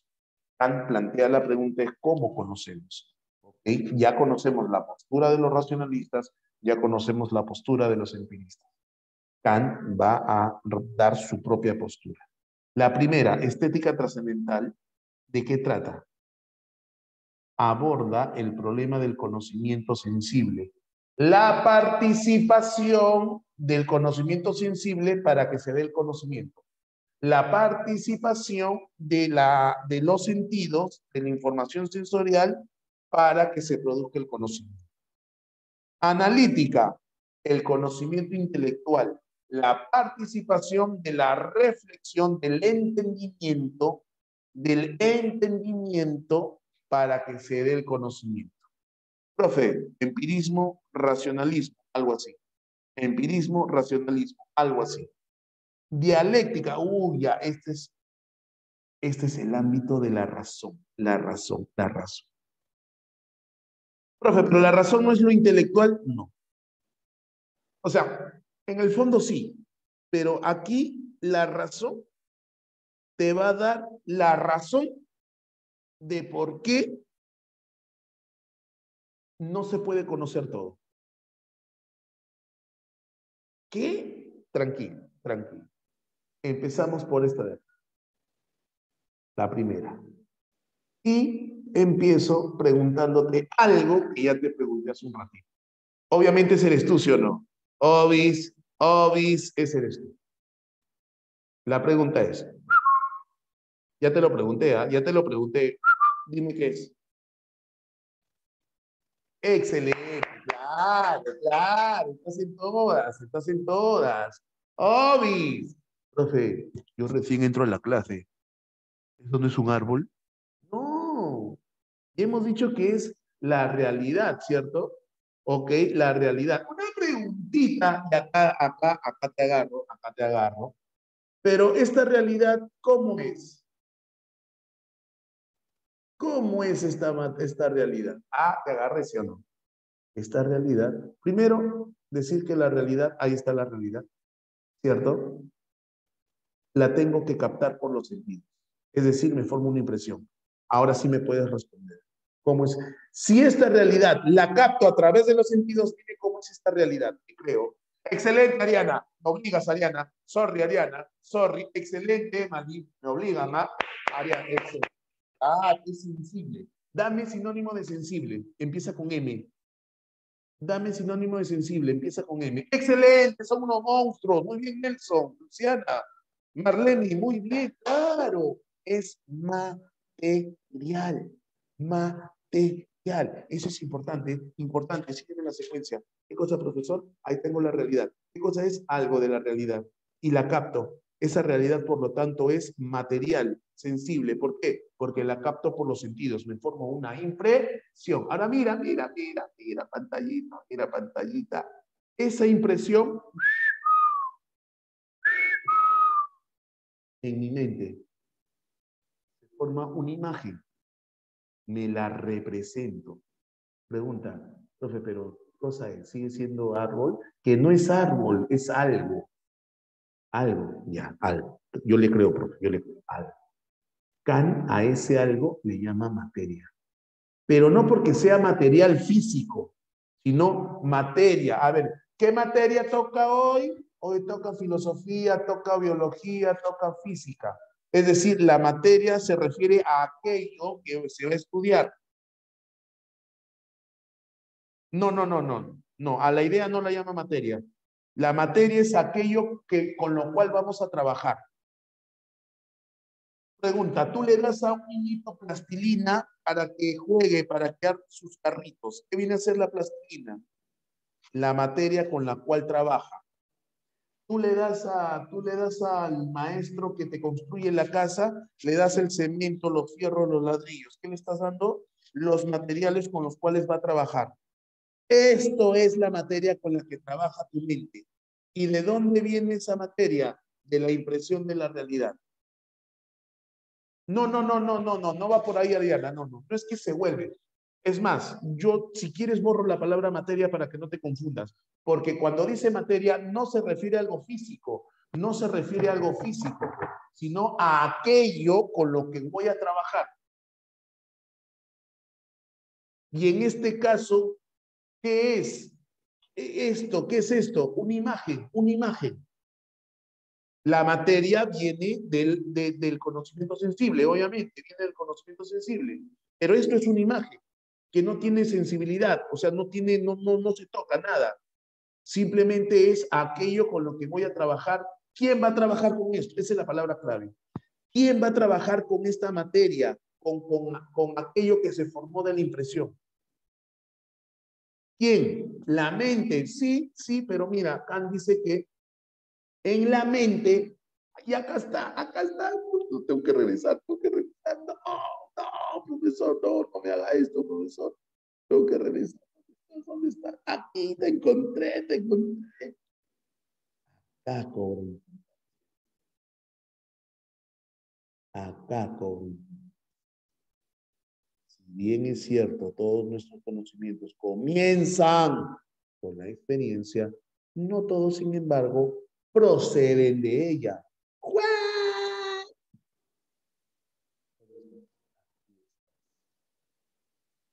Porque la pregunta es, profe, ¿dónde estoy?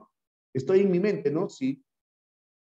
Un ratito, Marcia, un ratito, no te adelantes. ¿Dónde estoy? En tu mente, estamos en tu mente, estamos en tu mente.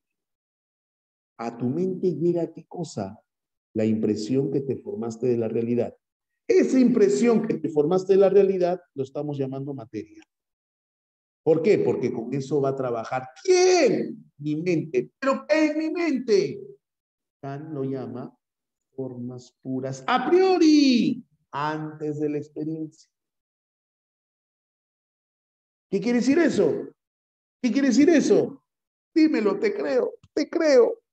Aquí en tu mente encuentras esto. ¿De dónde? ¿De dónde? Aquí está la palabra clave. ¿De dónde? Que no es conocimiento. Sí es innato, pero no es conocimiento. Es lo que me va a permitir conocer. Es lo que me va a permitir conocer. Esto de acá, no son arquetipos. No son arquetipos. Son como principios. Es como aquello que me permite conocer, pero que está ahí desde siempre. Aquello que me va a permitir conocer, pero que está ahí desde siempre. No es idea innata, porque la idea es como un concepto. No son ideas preconcebidas. No es lo que ya sabemos. No es experiencia. Es aquello que está en mi mente desde siempre, desde que nací, desde siempre, y que me permite conocer la realidad. ¿Pero qué es? ¿Qué es? ¿Qué es? Ahí viene, ahí viene. Agárrate, agárrate, agárrate. Espacio y tiempo.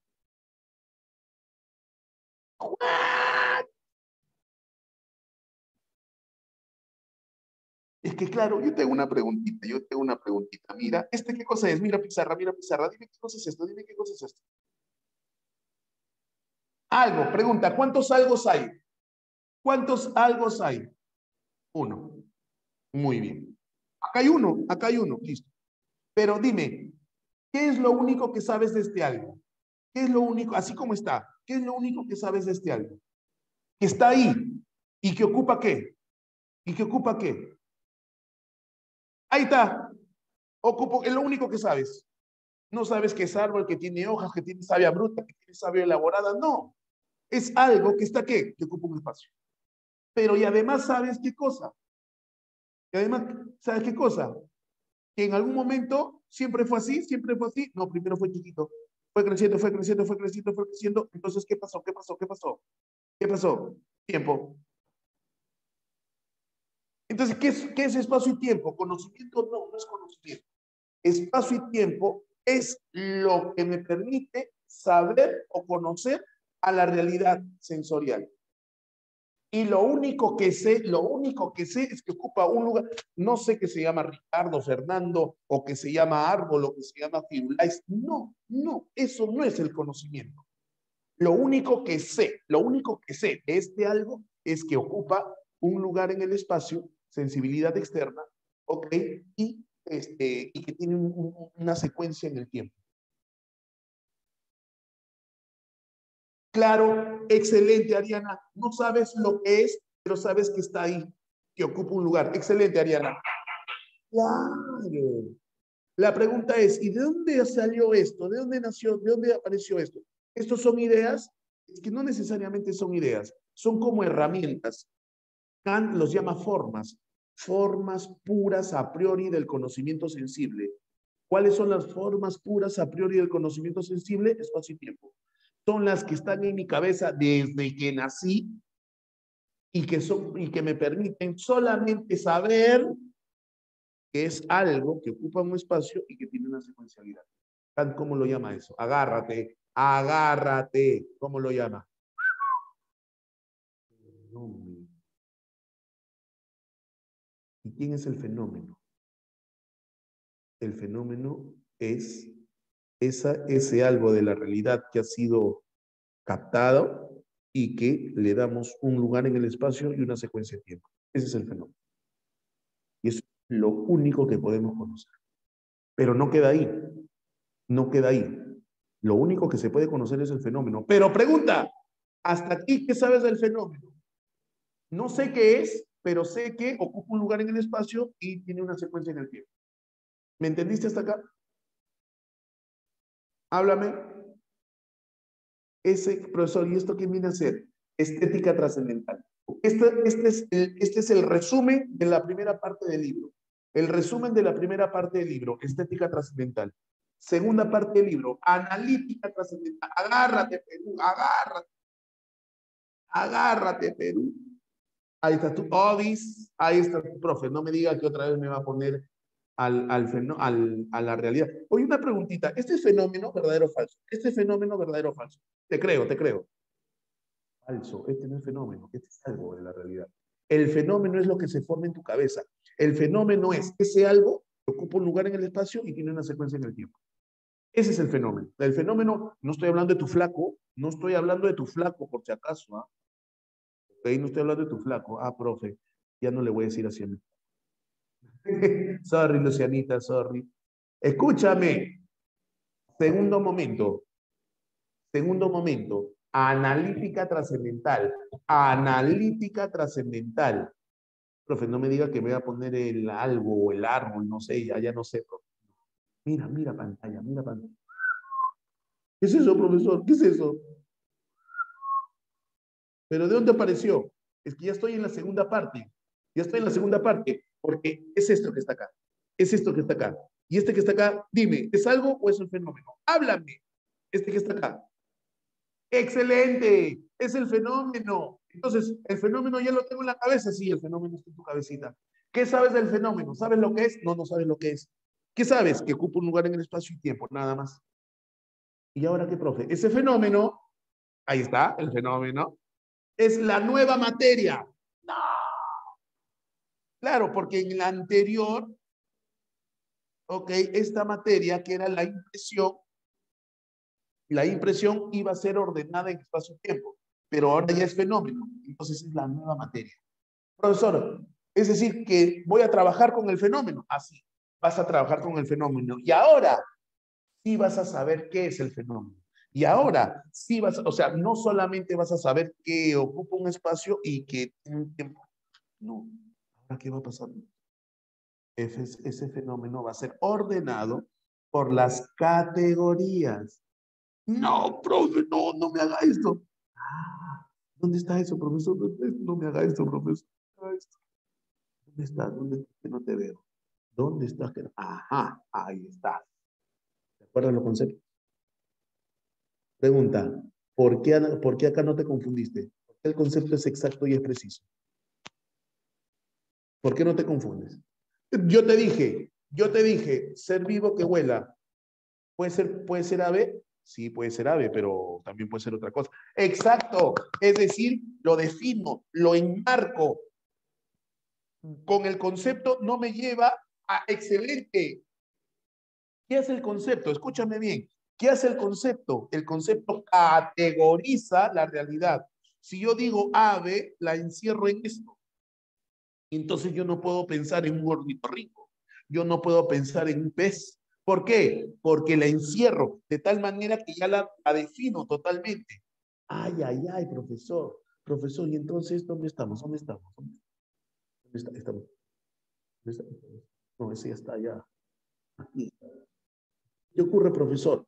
Este es el fenómeno, no te olvides. A ese fenómeno lo voy a categorizar. Al fenómeno lo voy a categorizar. ¿Qué significa categorizar? Lo voy a enmarcar de tal manera que no me confunda con nada.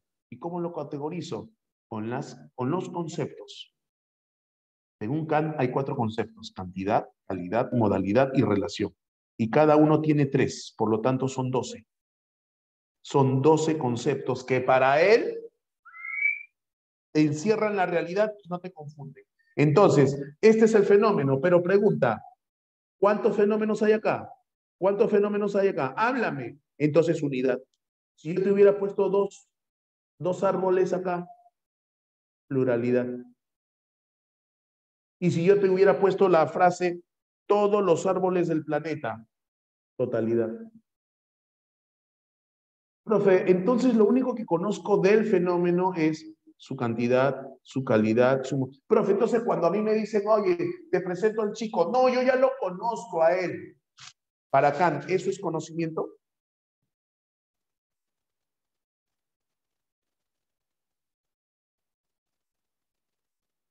Oye, ¿tú conoces al profe Norby? Sí, dicta filosofía, dicta psicología.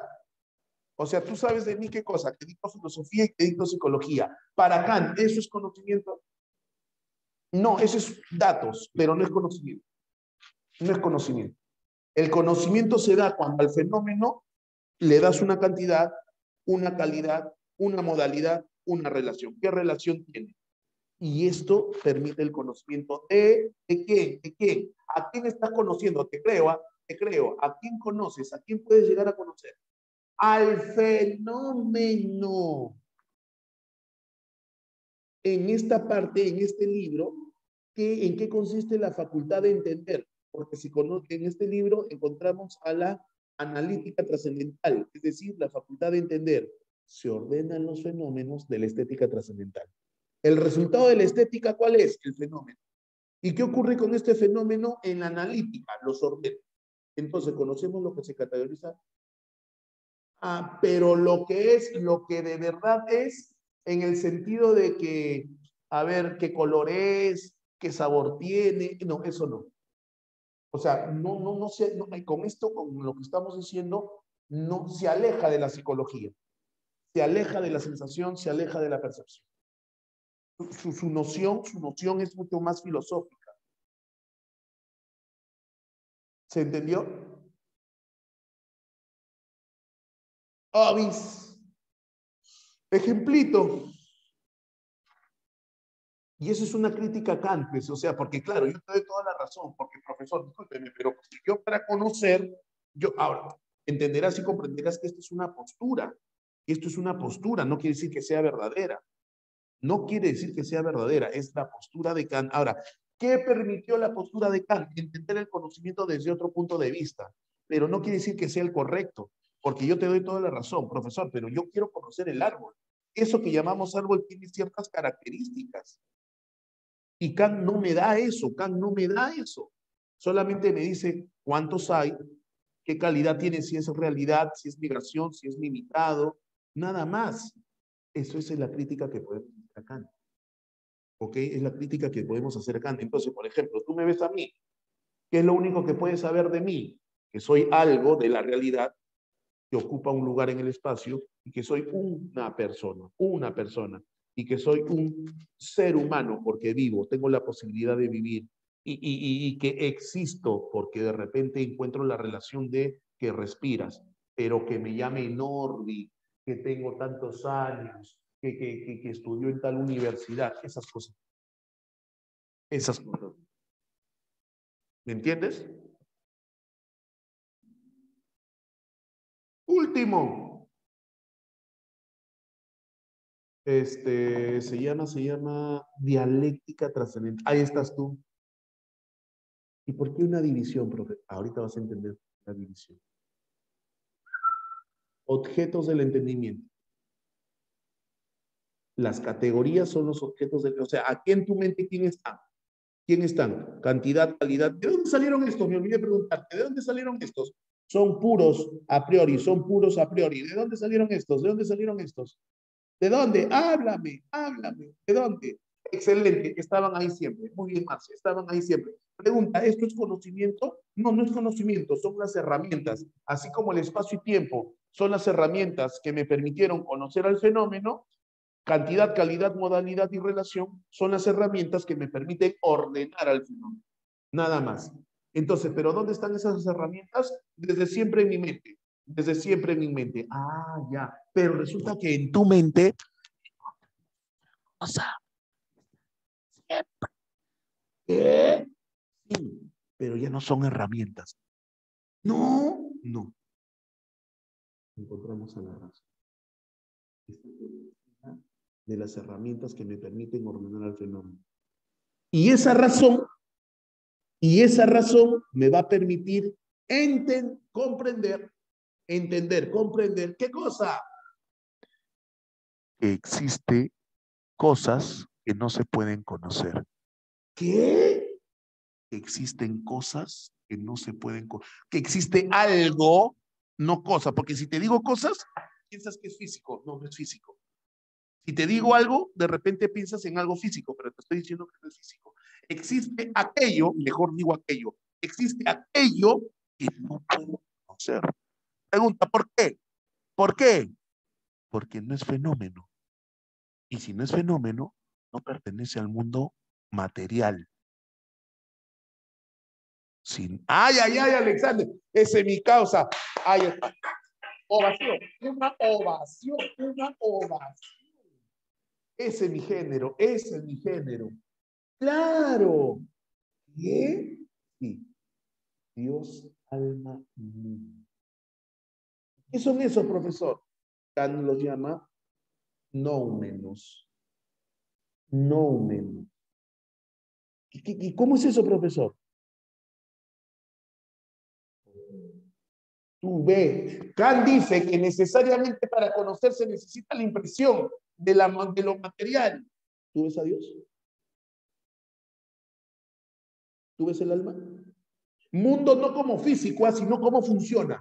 Mundo no como físico, sino cómo funciona. Por ejemplo, la cadena alimenticia, que tiene un sentido, que tiene una lógica, que tiene una razón. ¿Tú lo ves eso? No. Entonces, la razón que está con nosotros desde el nacimiento me hace entender, concebir, comprender lo incondicional. Uy, te creo. Uy, te creo. ¿Qué significa lo incondicionado? ¿Qué significa lo incondicionado? ¿Qué significa lo incondicionado? ¿Qué significa lo incondicionado? Estoy preparando mis palmas, ¿ah? Estoy preparando mis palmas, ¿ah? Así que, por favor, dime qué significa lo incondicionado. Dime qué significa lo incondicionado.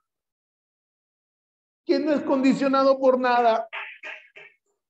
Por lo tanto, Dios depende de quién. De nadie, el alma, de nadie, el alma. Eres un monstruo. Eres un monstruo. A la que alucinante, profesor. Entonces, para Kant, ¿qué es lo único que se puede conocer? Los fenómenos. ¿Qué es lo que no se puede conocer? Los noumenos. Pero esto lo vamos a ver la próxima semana. Lo voy a pasar rapidito. Errores de nada.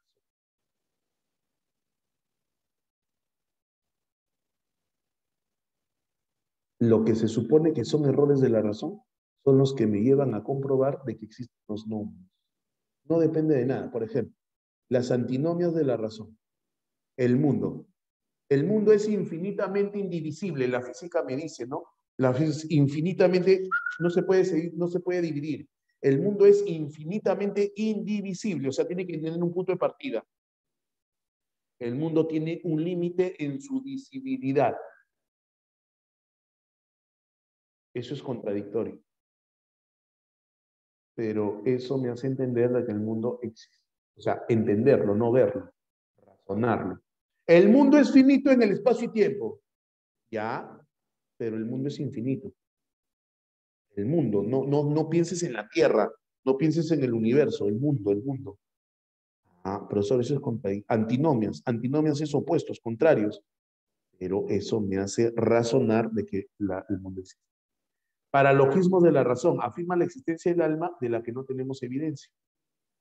Está ahí. O sea, no lo puedo ver y ya Dios es lo máximo. Dios con sus virtudes y poderes es demostrable. Virtudes, profesor, era creyente. Finalmente era creyente. Era creyente, pero agnóstico. ¿Por qué agnóstico? Porque no puedes conocer a Dios. No puedes conocer a Dios. Existe, sí existe, pero no lo puedes conocer. ¿Dios qué cosa es? Es un noumeno. Habla, ¿cómo te quedó la boca? ¿Cómo te quedó el ojo? ¿Cómo te quedó el ojo?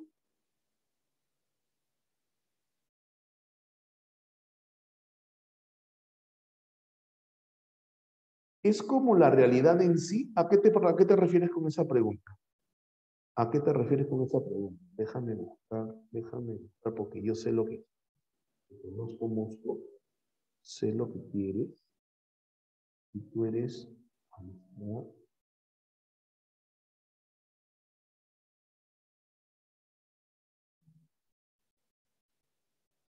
Ya te lo mandé. Eso es lo que estabas esperando, ¿sí o no? Habla. Eso es lo que estabas esperando, ¿sí o no?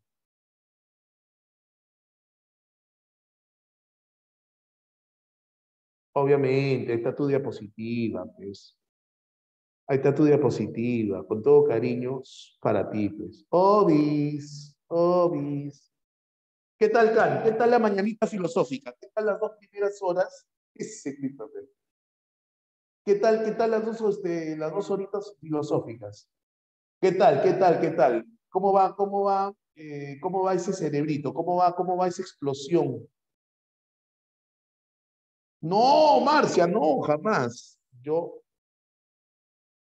¿Cómo te voy a engañar? Jamás. Listo, muchachos. Listo. Aldair está que se desdobla porque está apoyando a una compañera tutora.